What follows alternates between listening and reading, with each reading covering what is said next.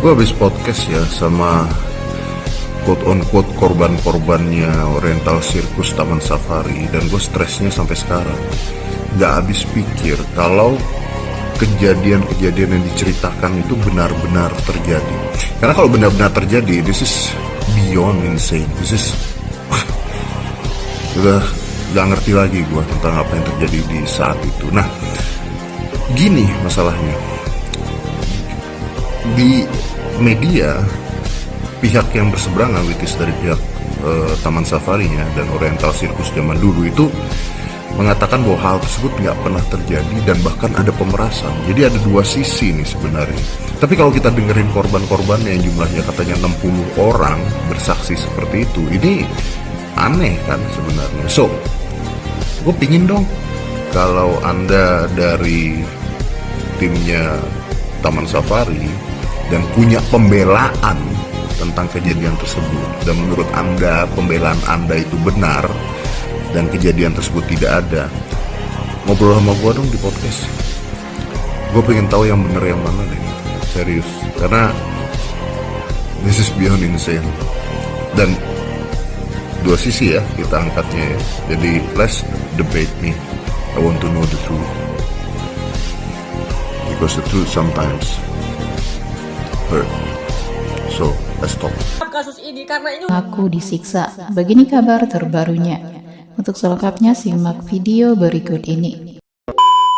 Breaking news, 3 orang pemilik Taman Safari Indonesia diduga melakukan pelanggaran HAM berat terhadap karyawan-karyawannya. Dan kalau terbukti, gue rasa ini Taman Safari harus diboikot. Mau tahu kasusnya seperti apa? Sini, let's go, mari kita cek. Gue saranin kalian tonton podcast ini dari awal sampai habis. Namanya Forum Keadilan TV. Kontennya baru 1 hari yang lalu dan sudah ditonton 1 juta view plus 13.000 komen. Yang menurut gue ini fakta yang mencengangkan di luar Nurul. Oke, gue bantu persingkat. Jadi yang bercerita di podcast itu adalah 2 orang mantan karyawan dari Taman Safari Indonesia. Namanya Bu Vivi dan Bu Butet. Mereka berdua menceritakan penyiksaan dan kekerasan yang dialami oleh mereka selama mereka kerja. Dan yang mirisnya, mereka berdua tidak digaji loh di sana. Anyway, mereka berdua ini adalah pemeran yang ada di setiap sirkus-sirkus yang ada di Taman Safari Indonesia. Lu lihat ini. Dari mobil itu dibawa ke kantornya.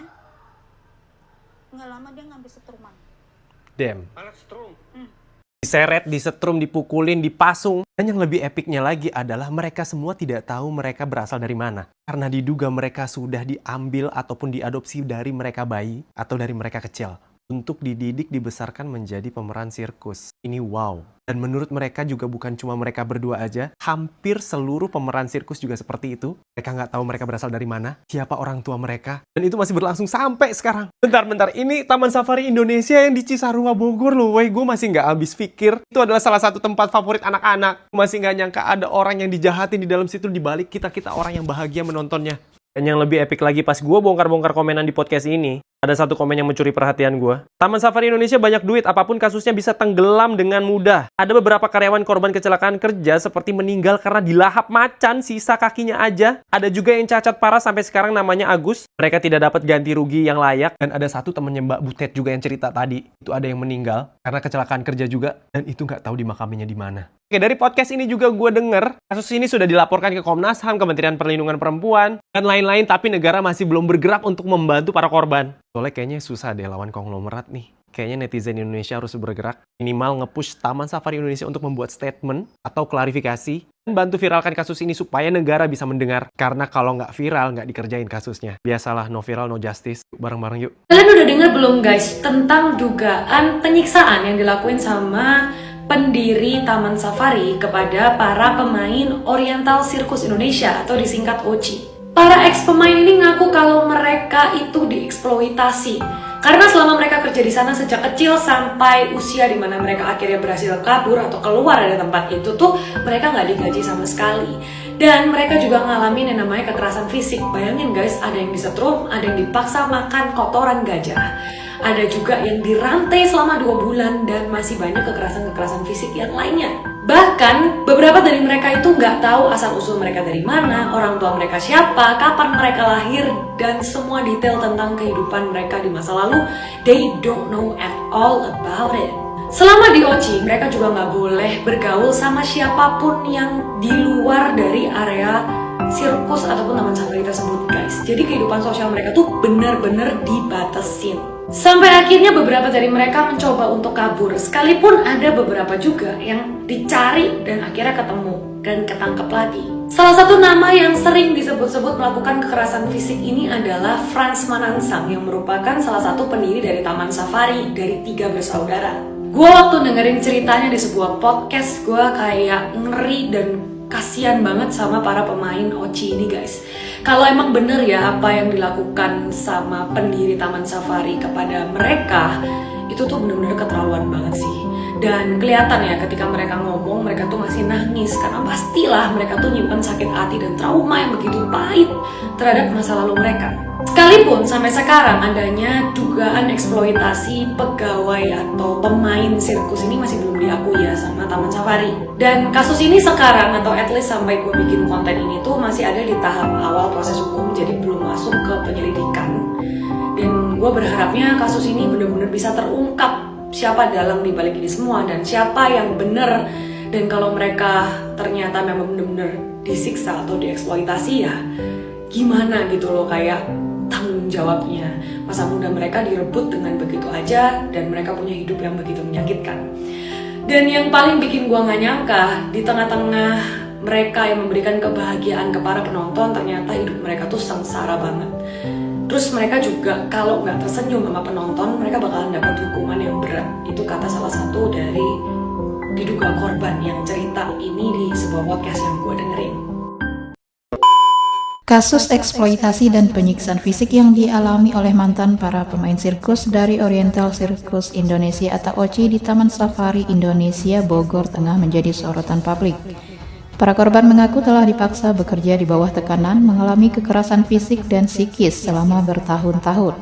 Lantas, deretan fakta apa saja yang terjadi dirangkum FIFA pada Jumat 18 April 2025. Berikut deretan fakta kasus mantan pemain sirkus Taman Safari yang ngaku disiksa.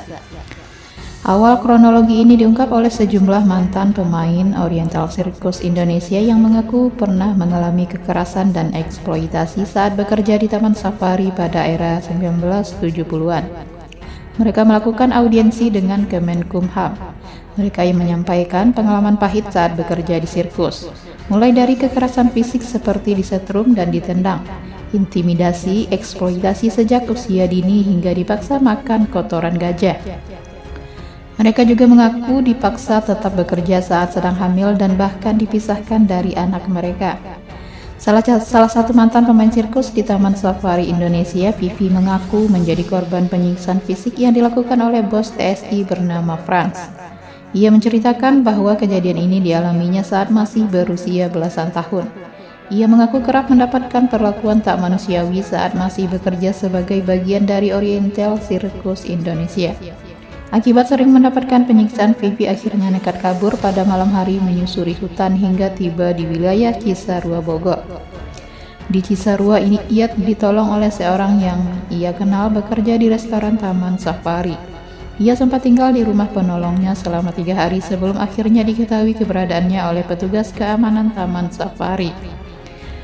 Kementerian Hak Asasi Manusia berjanji akan menjembatani pencarian hak bagi mantan pemain sirkus di Oriental Circus Indonesia yang diduga korban pelanggaran HAM saat bekerja di Taman Safari Indonesia.